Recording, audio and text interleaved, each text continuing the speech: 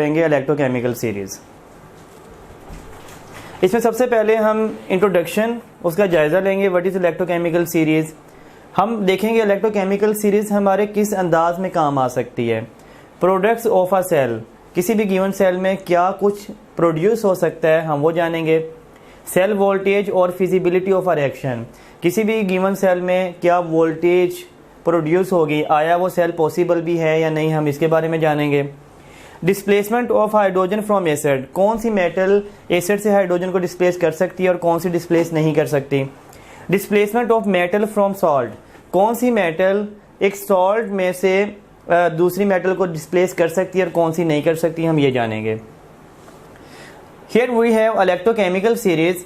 इस electrochemical series को आप देखें, इसे 3 कैटेगरीज में आप डिवाइड कर सकते हैं। एक हाइड्रोजन, आप देखेंगे हाइड्रोजन का पोटेंशियल 0 है। हाइड्रोजन से ऊपर कुछ केमिकल्स हैं जिनका पोटेंशियल आपको नेगेटिव नजर आएगा। हाइड्रोजन से नीचे कुछ केमिकल्स हैं जिनका पोटेंशियल आपको पॉजिटिव नजर आएगा।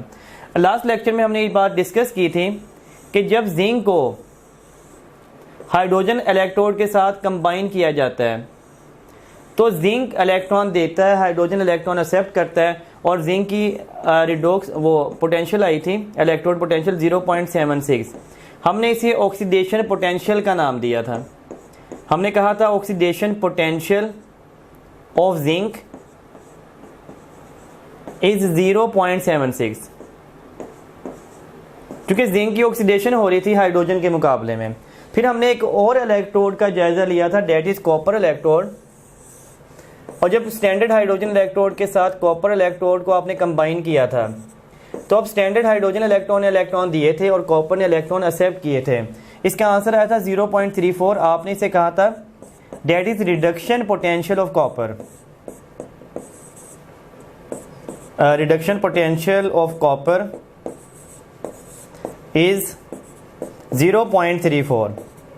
अब देखें, एक जिंक वाले को आप ऑक्सीडेशन पोटेंशियल का नाम दे रहे हैं, कॉपर वाले को आप रिडक्शन पोटेंशियल का नाम दे रहे हैं।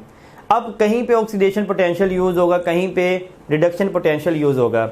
इस प्रॉब्लम को रिमूव करने के लिए IUPAC ने रिकमेंड किया कि आप एक मोड को यूज करें और रिडक्शन मोड को यूज किया गया बाय द IUPAC। अब देखिए, तमाम एलिमेंट्स को इस लिस्ट में रिडक्शन पोटेंशियल के लिहाज से लिखा गया है। तो जिन केमिकल की नेचुरली ऑक्सीडेशन पोटेंशियल होती है, जो इलेक्ट्रॉन देते हैं हाइड्रोजन को, आप उनकी वैल्यू को रिवर्स करके लिख रहे हैं। आप देख लें जिंक के साथ क्या लिखा है, -0.76।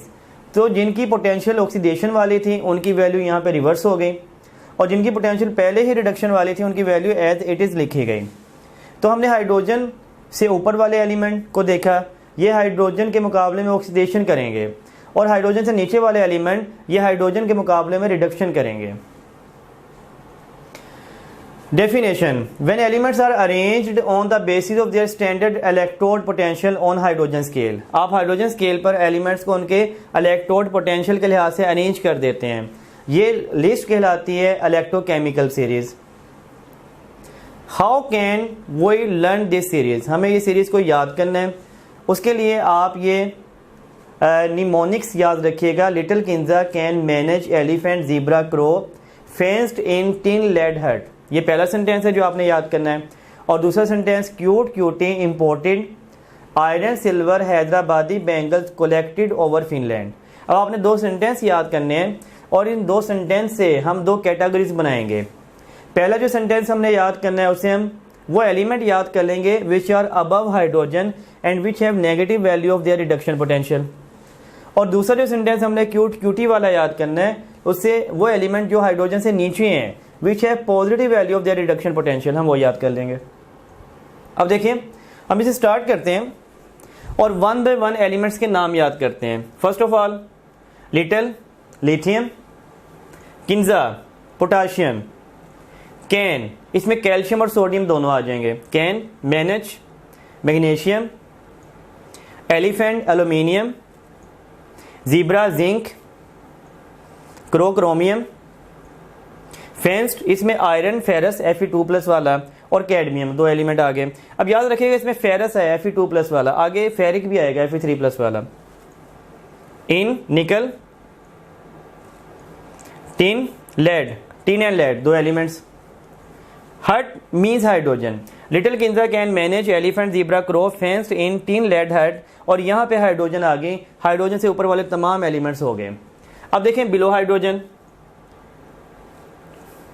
क्यूट कॉपर 2+ वाला, क्यूटी कॉपर 1+ वाला, इंपोर्टेड आयोडीन आयरन सिल्वर, यहाँ पे आयरन Fe3+ वाला यूज हो रहा है, फेरिक। तो याद रखिएगा फेरस अबव हाइड्रोजन होता है और फेरिक बिलो हाइड्रोजन होता है।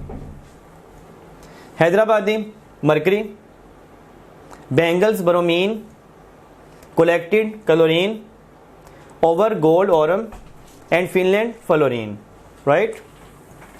अब देखिए ये जो लिस्ट हम याद करेंगे इससे हमें फ़ायदा क्या है, आप इससे किसी भी सेल की वोल्टेज फाइंड आउट कर सकते हैं, आप किसी भी रिएक्शन की फिजिबिलिटी फाइंड आउट कर सकते हैं, वेदर इट इज़ पॉसिबल और नॉट।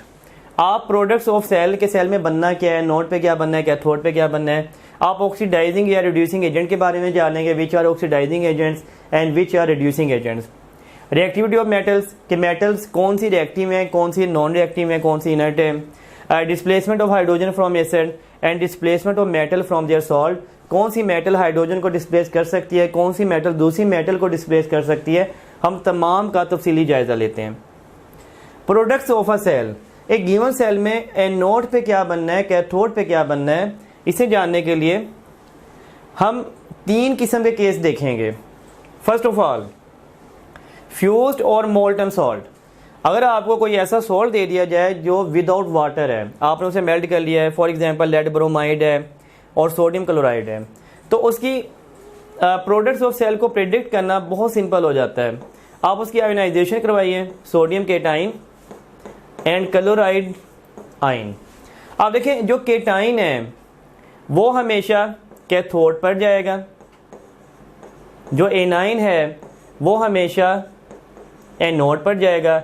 इट मीन्स के कैथोड पर सोडियम मेटल बन जाएगी, एनोड पर क्लोरीन गैस बन जाएगी। हम प्रोडक्ट्स ऑफ सेल डिस्कस करते हैं इलेक्ट्रोलाइटिक सेल में, तो ये हम बात करें इलेक्ट्रोलाइटिक सेल की। अगर आप लेड ब्रोमाइड लेते हैं, लेड कैथोड पर डिपॉजिट हो जाता और ब्रोमीन गैस एनोड पर डिपॉजिट हो जाती। ये तो बहुत सिंपल केस है, आप इक्वेशन देख के ही अंदाज़ा लगा लेते हैं एनोड पे क्या बनेगा, कैथोड पे क्या बनेगा। कॉम्प्लिकेशन यहाँ पे आती है जब आप aqueous solution of salt use करें। हमारे पास जितने भी सॉल्ट हैं साथ में एक्वस लिखा है, मीन्स कि आपने साथ में वाटर भी यूज़ किया है। अब आप याद रखिएगा cation having low position will discharge at cathode. जो पोजीशन में लो होगा वो हमेशा कैथोड पे जाएगा। फॉर एग्जांपल हम शुरू करते हैं कॉपर क्लोराइड एक्वस सोल्यूशन से। अब देखें एक्वस सोल्यूशन मीन्स यहाँ पे कॉपर क्लोराइड के साथ वाटर भी है। आप कॉपर क्लोराइड को जब आयोनाइज करते हैं इसमें से कॉपर आइंस बनते हैं और क्लोराइड आइंस बनते हैं। एट द सेम टाइम क्योंकि आप एक्वस सोल्यूशन ले रहे हैं इसमें हाइड्रोजन आइंस भी हैं और OH हाइड्रोक्साइड आइंस भी हैं। तो अब केटाइन में कंपटीशन है कॉपर और हाइड्रोजन आयन में कि कौन सा केटाइन कैथोड पर जाएगा और रिडक्शन करेगा। तो ये पॉइंट याद रखेगा, cation having low position will discharge at cathode. जो पोजीशन में नीचे है वो कैथोड पे जाएगा। अगर आप लिस्ट को याद कर लें तो आप देखेंगे कॉपर हाइड्रोजन के मुकाबले में नीचे है, इट मीन्स कि कॉपर कैथोड पे जाएगा। अब देखें पहले हम सारे कैथोड के देखते हैं तमाम सॉल्ट में। कॉपर सल्फेट एक्वस, कंपटीशन किन के दरमियान है, कॉपर केटाइन और हाइड्रोजन केटाइन, तो कॉपर कैथोड पर डिपॉजिट होगा। पोटाशियम नाइट्रेट, कंपटीशन किन के दरमियान है, पोटाशियम एंड हाइड्रोजन केटाइन। अब हाइड्रोजन पोटाशियम से नीचे है लिस्ट में, हाइड्रोजन कैथोड पर जाएगा। NaOH, कंपटीशन किसके दरमियान है, सोडियम केटाइन और हाइड्रोजन केटाइन। चूंकि हाइड्रोजन केटाइन नीचे है सोडियम के मुकाबले में, हाइड्रोजन कैथोड पर जाएगा। H2SO4, कंपटीशन किसके दरमियान है, हाइड्रोजन आइन एंड हाइड्रोजन आइन, तो इसमें तो हाइड्रोजन ने ही बनना है कैथोड पर। NaCl, कंपटीशन है सोडियम केटाइन और हाइड्रोजन केटाइन के दरमियान, तो यहाँ पे हाइड्रोजन केटाइन कैथोड पर जाएगा और हाइड्रोजन गैस बनाएगा। In case of anions, anode पर किसने जाना है, A9 having smaller size will discharge at anode, जो साइज में छोटे हैं वो एनोड पर जाएंगे। सिंपल केस आप ऐसे याद रखिएगा। हेलोजेंस हमेशा प्रेफर किए जाते हैं हाइड्रोक्साइड आइन के मुकाबले में, और इसके अलावा अदर आइंस। सबसे पहले आपने देखना है हेलोजेंस को, अगर हेलोजेंस हो तो सबसे पहले ये एनोड पर जाएगा और ये प्रोडक्ट बनाएगा। अगर हैलोजन मौजूद नहीं है फिर हाइड्रोक्साइड आइन, हाइड्रोक्साइड आइन से ऑक्सीजन गैस बनती है। तो यहाँ पे देखें, यहाँ पे जब आप एनाइन की बात करेंगे कॉपर क्लोराइड में, तो आपके पास दो एनाइंस हैं, क्लोराइड एंड हाइड्रोक्साइड। तो हैलोजन हमेशा प्रेफर किया जाएगा हाइड्रोक्साइड के मुकाबले में। यहाँ पे आपके पास एनाइन बनेंगे सल्फेट और वाटर का हाइड्रोक्साइड। तो आपने अब हाइड्रोक्साइड आयन को प्रेफर करना है, उसे ऑक्सीजन बनेगी। यहाँ पर नाइट्रेट और हाइड्रोक्साइड आयन, आपने हाइड्रोक्साइड आयन को प्रेफर करना है, उसे ऑक्सीजन बनेगी। यहाँ पर OH एंड OH तो है ही हाइड्रोक्साइड आयन, तो यहाँ पे ऑक्सीजन ही बनेगी। यहाँ पर सल्फेट और हाइड्रोक्साइड आयन, आपने सल्फेट के मुकाबले में हाइड्रोक्साइड आयन को प्रेफर किया, ऑक्सीजन बनी। यहाँ पर क्लोराइड और हाइड्रोक्साइड, अब आपने क्लोराइड को प्रेफर करना है और क्लोरीन गैस बनी।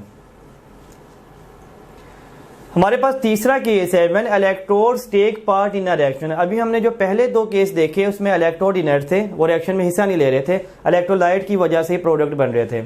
अगर इलेक्ट्रोड रिएक्शन में हिस्सा लें, for example when copper anode and copper cathode are used, आपके पास इलेक्ट्रोलाइट है कॉपर सल्फेट, आपने सेल ऐसा बनाया जिसमें आपने एनोड भी कॉपर का यूज़ किया और कैथोड भी कॉपर का यूज़ किया। तो अब ये इलेक्ट्रोड रिएक्शन में हिस्सा लेंगे, एनोड पर कॉपर डिसोल्व होगा कॉपर आयन की शक्ल में और वो ट्रेवल करेगा कैथोड की जानिब और वहाँ पे दोबारा जाके डिपॉजिट हो जाएगा। ये हमने प्यूरिफिकेशन ऑफ कॉपर में डिस्कस किया था। अगर आप सिल्वर एनोड और सिल्वर ही कैथोड यूज़ करें, सिल्वर नाइट्रेट आप इलेक्ट्रोलाइट के तौर पे यूज़ कर सकते हैं, नाइट्रिक एसिड आप इलेक्ट्रोलाइट के तौर पे यूज़ कर सकते हैं। अब देखें, आपने एनोड पे सिल्वर लिया, कैथोड भी सिल्वर का ही लिया, तो देखें एनोड से सिल्वर आयन प्रोड्यूस होंगे और कैथोड पे जाके डिपॉजिट होंगे। Silver dissolve in the form of silver ions at anode and deposit at cathode. तो अब रिएक्शन में इलेक्ट्रोड हिस्सा ले रहे हैं। सेल वोल्टेज और फिजिबिलिटी ऑफ अ रिएक्शन, हम देखते हैं कि कोई गिवन सेल आया पॉसिबल है या नहीं, ये हम इलेक्ट्रोकेमिकल सीरीज से बड़ी आसानी से इसका अंदाज़ा लगा सकते हैं। Cell voltage and feasibility of reaction जानने के लिए आपने कुछ इंपॉर्टेंट पॉइंट्स याद रखने हैं। किसी भी गिवन सेल में ये दो रिएक्शन होते हैं तो सेल मुकम्मल होता है। Oxidation and reduction reaction, they form a complete cell reaction. ऐसा कोई रिएक्शन हो ही नहीं सकता कोई सेल जिसमें दोनों रिएक्शन ऑक्सीडेशन के हो रहे हों या दोनों रिएक्शन रिडक्शन के हो रहे हों, that is not possible. For example हमारे पास जिंक है, आप कहें कि जिंक इलेक्ट्रॉन एक्सेप्ट करके जिंक एटम में कन्वर्ट हो रहा है, at the same time copper electron accept करके कॉपर एटम में कन्वर्ट हो रहा है और आप इसका सेल बना सकते हैं, दैट इज़ नॉट पॉसिबल। किसी एक रिएक्शन को आपने ऑक्सीडाइज करना है फिर सेल कंप्लीट होगा। अब याद रखिएगा lose of electron, LEO, lose electron oxidation, किसी भी एटम का इलेक्ट्रॉन लूज करना ऑक्सीडेशन कहलाता है। Gain electron reduction, GER, gain electron reduction, electron gain करना हमेशा रिडक्शन कहलाता है। नेगेटिव लो अबव हाइड्रोजन, ऐसे कोई भी एलिमेंट जो कि हाइड्रोजन से ऊपर है। हमने जब लिस्ट को डिवाइड किया था तो हमने 3 हिस्सों में डिवाइड किया था, hydrogen, above hydrogen and below hydrogen. ऐसे एलिमेंट जो हाइड्रोजन से ऊपर हैं जिनकी वैल्यू नेगेटिव होती है, अंडरगोज ऑक्सीडेशन, वो हमेशा ऑक्सीडेशन करेंगे। अब माइंड में रखिएगा, जिनकी वैल्यू नेगेटिव है which are above hydrogen, undergoes oxidation, वो हमेशा ऑक्सीडेशन करेंगे। और जिनकी वैल्यू पॉजिटिव है दे आर बिलो हाइड्रोजन, जो हाइड्रोजन से नीचे हैं, अंडरगोज रिडक्शन, वो हमेशा रिडक्शन करेंगे। तो जब आप इस लिस्ट को 3 कैटेगरीज में डिवाइड कर लेते हैं, जो हाइड्रोजन से ऊपर हैं वो हमेशा ऑक्सीडेशन करेंगे, जो नीचे हैं वो रिडक्शन करेंगे। तो अब हम किसी भी सेल की वोल्टेज बआसानी निकाल सकते हैं। क्वेश्चन देखिए, greater the value of standard reduction potential of metal is tendency for electron lose, decrease, increase, no change, different from different metals. अभी हमने जायजा लिया हाइड्रोजन से ऊपर वाले, they have negative value, they undergoes oxidation, इनके लिए इलेक्ट्रॉन लूज करना ज़्यादा आसान है। हाइड्रोजन से नीचे वाले they have positive value and they undergoes reduction, they gain electron, their tendency to lose electron is very less, so decrease is right option. Stronger oxidising agent in electrochemical series, lithium, hydrogen, iodine, fluorine, जो bottom में है वो सबसे ज़्यादा strong oxidising agent बनेगा। देखें हम hydrogen above hydrogen negative and below hydrogen positive, ये 3 कैटेगरीज बनाते हैं। अभी हमने देखा हाइड्रोजन से ऊपर वाले दे लूज इलेक्ट्रॉन्स, हाइड्रोजन से नीचे वाले दे गेन इलेक्ट्रॉन्स। अब आप देखिए ऑक्सीडाइजिंग एजेंट क्या होता है, विच गेन इलेक्ट्रॉन। तो जो बॉटम में है वो स्ट्रॉन्ग ऑक्सीडाइजिंग एजेंट्स हैं, जो टॉप पे हैं वो स्ट्रॉन्ग रिड्यूसिंग एजेंट्स हैं। They are reducing agents which are above hydrogen, they donate electrons and which are below hydrogen, जिनकी वैल्यू पॉजिटिव है, they accept electrons, they are oxidising agents, they are oxidising agents, right. Calculate the cell potential of the following cell. हमारे पास redox potential दी गई हैं, दोनों reaction की reduction हो रही है, मैग्नीशियम भी 2 इलेक्ट्रॉन गेन कर रहा है, आयरन भी 2 इलेक्ट्रॉन गेन कर रहा है, और हमारे पास 2 गिवन वैल्यूज़ हैं।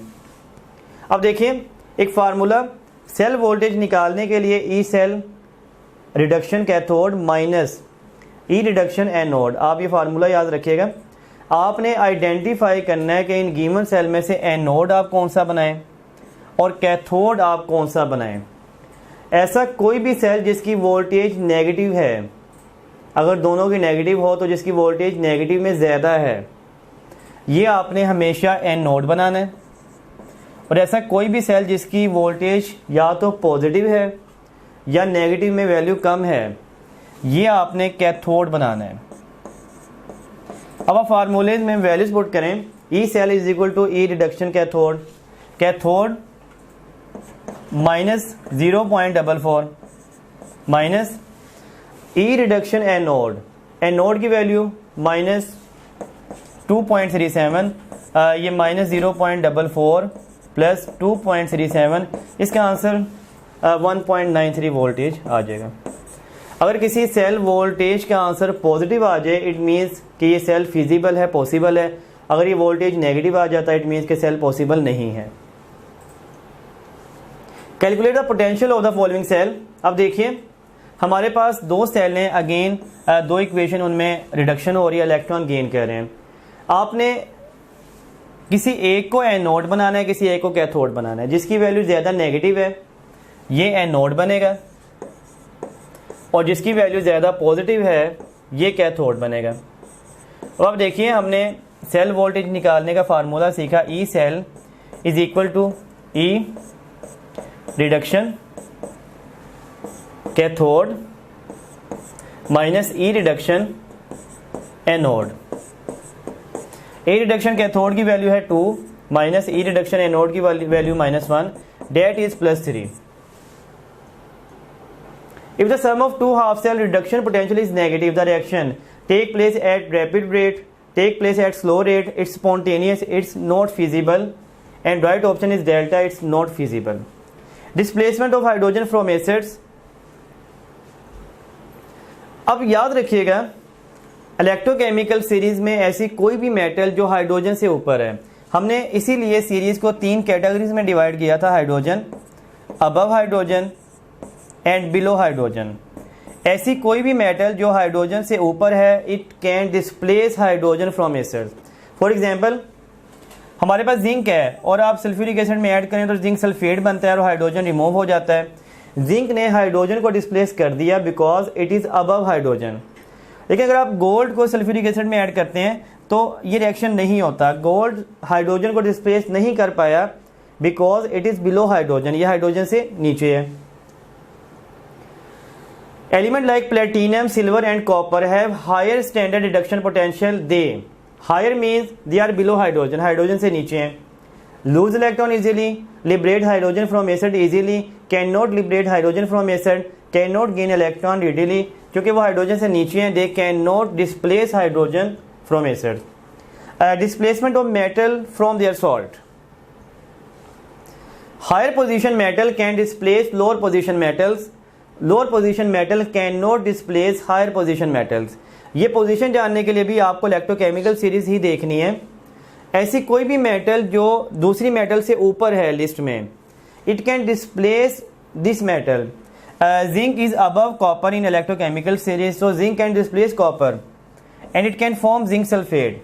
But zinc is below magnesium in electrochemical series. It cannot displace magnesium. Right?